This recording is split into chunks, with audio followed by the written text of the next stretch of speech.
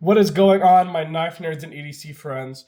Today I wanted to make a video about the top 5 knives that I've been carrying for the last little while. I wanted to be able to talk about them a little more, maybe see if a knife that I have might be worthwhile of you purchasing given the situation that you're in. Now, I don't carry my knives often, or sorry, I carry my knives all the time. I don't use them often. I'm not in a field where I need to use them every day. However, I love having one on me, and there's certain things that I look for because we all carry a knife, or a lot of us carry a knife for the just in case scenarios, right? And so these top 5 I feel are the best ones for me right now given my situation. Let's get started with number 1. I'm at number 5, but here we are. So my number 5 is the Benchmade Osborne. Now, this comes to a shock, I'm sure, to some people. I'm not a huge fan of Benchmade. I only own a couple. I own the Osborne, obviously, the Claymore, and then a bug out, a custom bug out. Um, the reason why I'm not a huge fan of Benchmade is I really don't like their FRN scales. They feel weak and flimsy, and the quarter liners, in my opinion, are just so weak. They don't go much farther past that. You can see this. See the screw here? This screw is holding in the quarter liner, and then the pivot is also holding in it as well, I believe. I could be wrong about that. Don't quote me. But actually, it could just be this screw. The thing that bothers me about that with FRN scales specifically, the issue with that poses that it's weaker, right? The FRN is not as strong as G10 or micarta. There have been stories of people accidentally dropping their knife and it exploding. Now, the reason why I like the Osborne, though, contrary to all that, this actually has aluminum scales instead. So it makes it feel more durable. It's a little bit heavier, not by much, but it's a little bit heavier, feels a little bit smoother in the hand. I feel like if I'm going to drop this, it's not going to break. That is a big deal for me. Not that I drop my knives often, but we all make mistakes. We all have accidents sometimes. So having that durability factor with the aluminum scales makes this so much easier to own. That's one thing I really like about the Osborne is because I believe every single Osborne either has carbon fiber scales or aluminum scales. Now, someone can quote me on that if I'm wrong.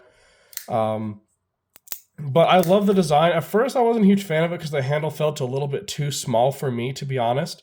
But then I started carrying it more, and it's honestly not that bad. The reverse Tanto style is really unique. It's not something you quite see every day. This was designed by a rancher, so it was designed to be like a ranch knife, which I think is really cool. So I like how there's a really cool backstory to it.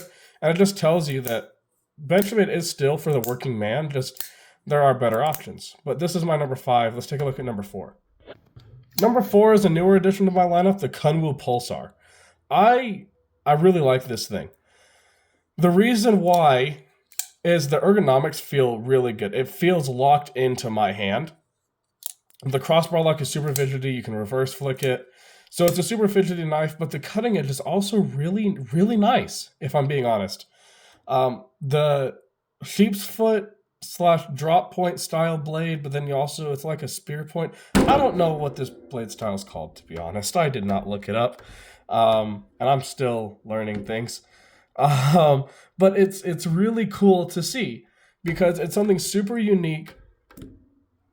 I haven't carried it too much, but out of the ones I've carried, this is definitely one of my favorites. The biggest thing that I don't like is the Digicamo G10. So I got this in a trade. Same with another one that I'm going to show you here in a minute. I got this one in a trade, and I really wasn't sure how I felt about the Digicamo specifically. It's growing on me a little bit strictly because variety. I mean, I own so many black knives, strictly black. It's insane. So having the Digicamo is nice to break it up a little bit. And it does have LMAX steel, which I think is really cool. It's a good little, not budget, but premium knife under $200. Or no, I think it's around 200. It might be 280 actually. But it feels pretty good in the hand. The biggest problem with it for me is that besides the Digicamo that I just talked about, is a little bit hard to reverse flick at times. Sometimes I found myself, the detent feels a little weaker for me. So the reverse flicking can get a little difficult sometimes. Sometimes you'll open it. Let's see if I can accidentally do it or purposefully do it, I guess. See, yeah, so it's not going to deploy all the way. But that's not a huge big deal for me. It's still going to do everything you need it to. It's still just a knife at the end of the day. It's just a tool meant to cut things. But I'm super happy to have this in my top 5. Again, this is number 4. Let's take a look at number 3. Anyone who knows me could have guessed this. The Spyderco Shaman has to be in my top 5. Now, the reason why it's so low is as I've expanded my collection journey, I love the Shaman, I do, but there's certain things that I look for.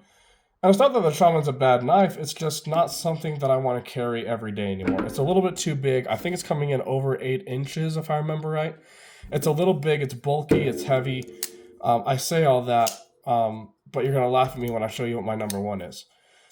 But the thing is when I bought this, I carried this every single day. I did everything with it, cutting open boxes, cutting tape, cutting like the plastic ropes around like packages.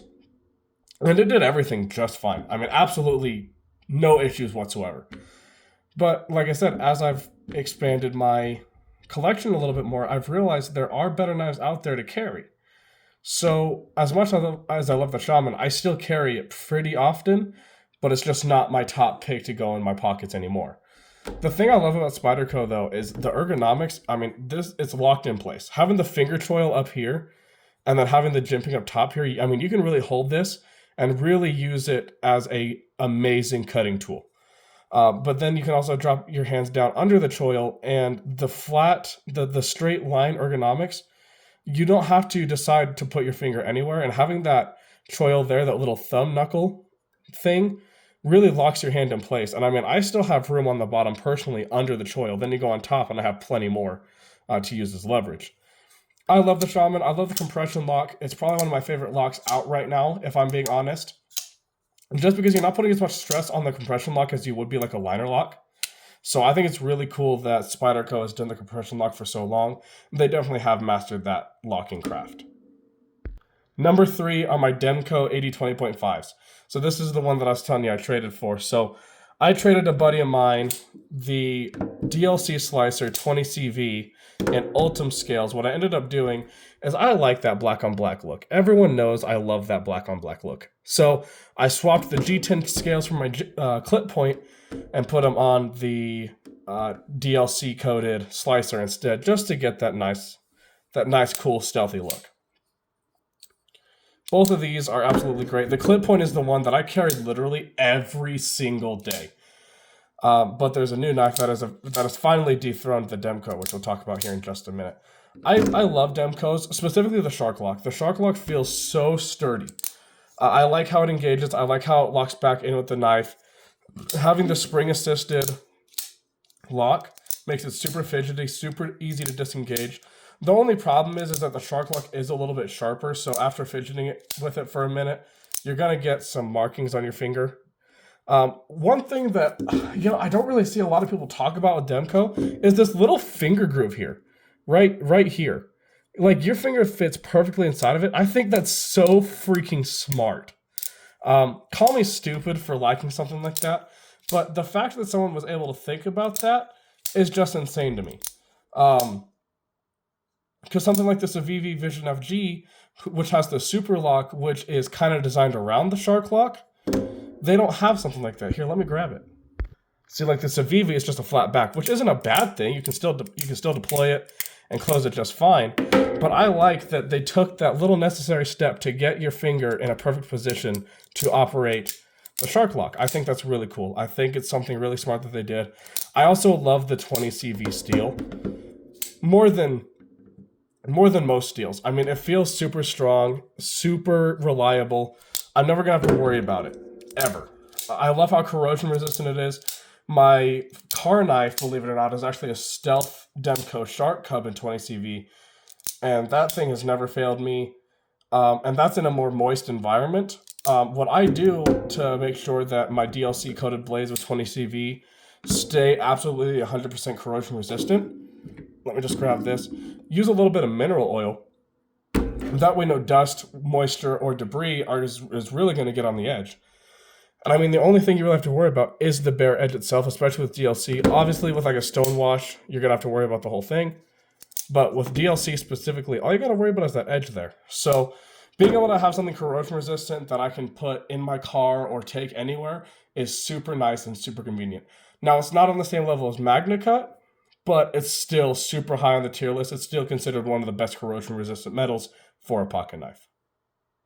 Now, my number 1. Now, the people who already follow my channel are not going to be surprised by this whatsoever. Everyone knows how much I love this knife. In fact, I should probably just show you instead of talking about it. And that is my new Hinderer Eclipse Auto. I love this thing. I love it more than absolutely anything that I own. It feels like a work knife. It feels durable. It feels like something I can rely on for any task. The only problem I have with it is that it's S45VN, which, don't get me wrong, S45VN is great. When I was looking for a work knife, I was looking for a work knife that absolutely does it all. Now, this knife will practically do it all. Now, there's some locking issues if you're being super, super hard on it, like saying you're batoning it for wood. It's probably going to have some issues, but every folder will. Now, what I mean that I wanted it to be able to do everything is if there's any time, a point in my life where I'm in the ocean, I want something super corrosion resistant, right? So I was looking for MagnaCut. MagnaCut, as far as I understand, is like the best corrosion resistant metal. At the time of my purchase, they did not have that, unfortunately, but S45VN is still rather corrosion resistant itself. It's going to hold an edge great. It's going to mirror just fine if you want to mirror edge on your knives. I have already put an edge on this. It took an edge super well. I mean, just watch this. I mean, that's insane. That's insane to me. That something can take an edge that well.